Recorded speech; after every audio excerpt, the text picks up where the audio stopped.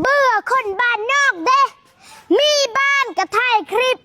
ซื้อรถก็ถ่ายคลิปอ้า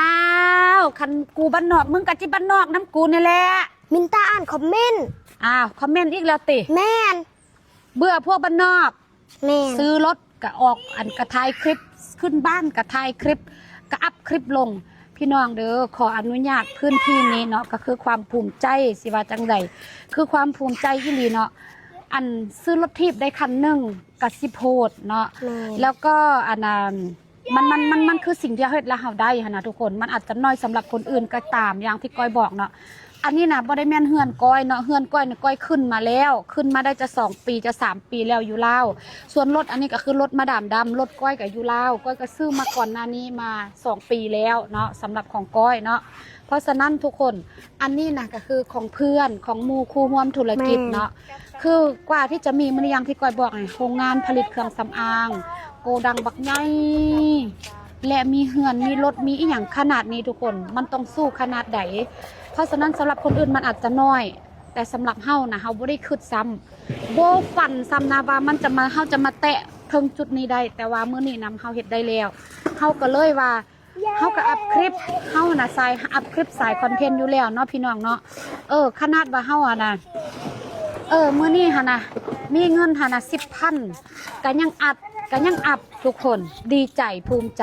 ได้รถทีบค่อยกะสิอัดได้รถจักรค่อยกะสิอัดได้หยังค่อยกะสิอัดเพราะว่าข่อยหั่นน่ะภูมิใจ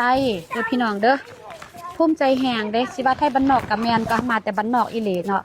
ได้ไทยบ้านนอกคนบ้านนอกเด็กบ้านนอกมื้อนี้เนาะเฮาก็มาพิสูจน์ตัวเองว่าเฮาสามารถเลี้ยงตัวเองได้สามารถทีบตัวเองได้สามารถพาตัวเองขึ้นมาอยู่ณจุดๆนี้ก็ถือว่ามันบ่ไ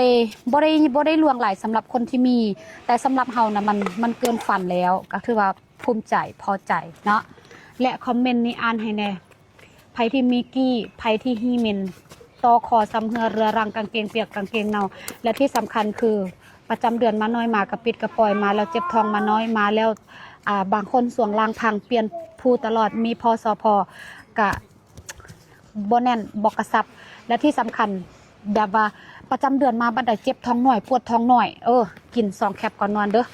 แล้วอันนี้ล้างค่าเสื้อลาผู้หญิงผู้ชายผู้น้อยผู้เฒ่าแม่ถือพาล้างไรล้างบ่หอมล้างบ่คักบ่เอาเงินก่อนจะมีพอสพกะล้างมีพอสพแล้วกะล้างเสร็จนี่คือตอบโจทย์แฮงโคตรตอบโจทย์เลยทงสีเหลืองนี่ไผ่บ่ขี้ยากขี้แก้นกินหลายบ่ถ่ายบ่ออกต้มเลยเด้อสาต้มมาดามก้อยกินแล้วบ่ขี้บ่เอาเงินและที่สำคัญทงนึงบางคนหายไป3หายไป4หายไป5อยากให้น้อๆหายต้มกินเลยทงนี้โคตรคักเลยพี่น้องอย่าลืมเอาไปต้มกินให้เด้อแล้วก็ขออนุญาตพื้นที่นี้ขออัพคลิปเพราะว่าหยังมันคือความภูมิใจเด้อพี่น้องเด้อแม่น